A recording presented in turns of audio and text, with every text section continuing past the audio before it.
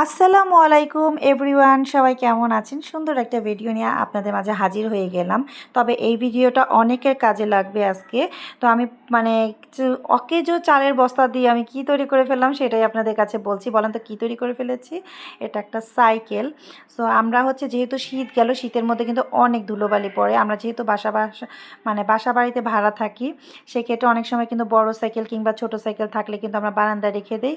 সেক্ষেত্রে দেখবেন যে বৃষ্টিতেও অনেক সময় জং পড়ে যায়, আবার ধুলোবালিতেও কিন্তু নোংরা হয়ে যায়।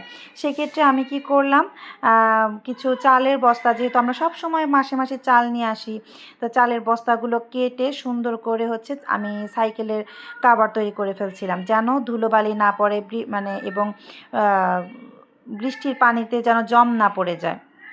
তো আমি সাইকেলের মাপগুলো নিচ্ছিলাম বারবার, আর এখানে বস্তাগুলো কেটে সুন্দর করে আমি ওই যে খাতা সেলাই করে, যে খাতা সেলাই করার সুই এবং সেই সুতা দিয়ে কিন্তু সুন্দর মতো তৈরি করছিলাম। আর এখানে মাপ নিচ্ছিলাম সাইকেলের হ্যান্ডেলের মাপ, কতটুকু লম্বা করব সেই মাপ নিয়ে আমি সেলাই করছিলাম। তো এই যে দেখেন, সাইকেলটা কিন্তু আমি পরিষ্কার করে একদম সুন্দর করে কাভার তৈরি করে ফেলেছি। দেখেন তো কেমন লাগছে আমার, এই যে সুন্দর করে আমি বারান্দায় রেখে দিয়েছি।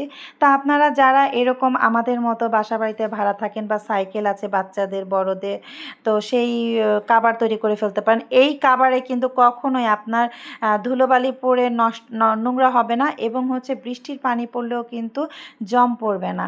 তো আমি এই ভিডিওটা দেওয়ার অনেক কারণ আছে, যে আমরা যেহেতু বাসা বাড়িতে ভাড়া থাকি, অনেক সময় আছে তাদের গ্রেজ থাকে না সেই বাসাগুলোর মধ্যে, বা গ্রেজে রাখতে দেওয়া হয় না।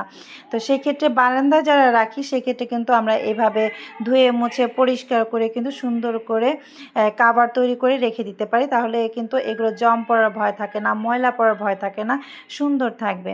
সো আমার ভিডিওটা আপনাদের মাঝে কেমন লাগলো কমেন্ট করে জানাবেন। যদি আপনাদের কোনো উপকারে লেগে থাকি, অবশ্যই কমেন্ট করে জানাবেন। আমার চ্যানেলটি সাবস্ক্রাইব করবেন ভালো লেগে থাকলে, লাইক, চ্যানেলটি সাবস্ক্রাইব, এবং আমার সাথেই থাকতে আপনারা কিন্তু অবশ্যই প্রচুর পরিমাণে কমেন্ট করবেন।